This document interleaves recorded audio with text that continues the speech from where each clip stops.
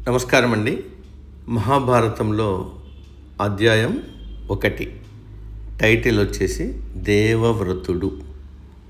మీకు వినిపిస్తున్నది విజయభాస్కర్. గంగాదేవి మానవ శరీరం ధరించి అపురూప లావణ్యంతో ఎదుట నిలబడి ఉండగా ఆమెను చూసి అనరాగ పరవశుడై ఆమెతో శంతను చక్రవర్తి ఇలా పలికాడు: నీవు ఎవరివైనా నాకు భార్యవు కాక తప్పదు అన్నాడు. శంతను చక్రవర్తి ఆమె మీద ప్రేమతో తన రాజ్యాన్ని, ధనాన్ని, తన సర్వస్వాన్ని, ఆఖరికి తన ప్రాణాన్ని కూడా ఆమెకు సమర్పించడానికి సిద్ధపడ్డాడు. ఓ రాజా, నేను నీకు భార్యనవుతాను. దానికి కొన్ని నియమాలు ఉన్నాయి.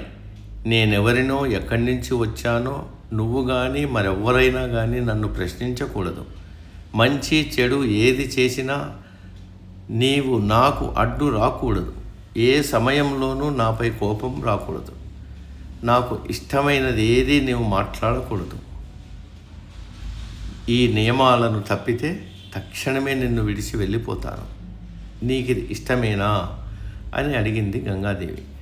ఆమె పట్ల అనురాగపూరితుడైన శంతనుడు తన నియమాలను అంగీకరించాడు. గంగాదేవి శంతనుడికి భార్య అయింది. ఆమె ఔదార్యం, నడవడి, తన పట్ల ఉన్న అతి ప్రేమ వల్ల శంతనుడి హృదయంలో గంగాదేవికి గాఢమైన స్థానం ఏర్పడింది. ఇద్దరూ అత్యంత ప్రేమతో కాలం తెలియకుండా జీవిస్తున్నారు. వారికి చాలామంది పిల్లలు జన్మించారు. పుట్టిన వెంటనే ప్రతి శిశువును గంగాదేవి నదిలో పడేస్తోంది. తిరిగి శంతనుడి వద్దకు నవ్వు ముఖంతో వస్తోంది. ఆమె చర్య శంతనుడికి రాక్షసమైనదిగా అనిపించినా తన హృదయ వేదనను అణుచుకుని అంతకుముందు ఆమెకిచ్చిన వాగ్దానాన్ని పాటిస్తున్నాడు. మౌనం వహిస్తున్నాడు. ఆమె ఎవ్వరో, ఎక్కడి నుంచి వచ్చిందో, పిల్లలను గంగానదిలో ఎందుకు పడేస్తోందో శంతనుడు తనలో తనే ఆశ్చర్యంతో ప్రశ్నించుకుంటున్నాడు. ఆమెతో వివాహ సమయంలో తానిచ్చిన వాగ్దానం మేరకు ఆమెను నిందించడానికి కానీ బతిమాలడానికి కానీ సాహసించలేదు. ఇలా ఆమె 7 పిల్లలను గంగా నదిలో పారవేసింది.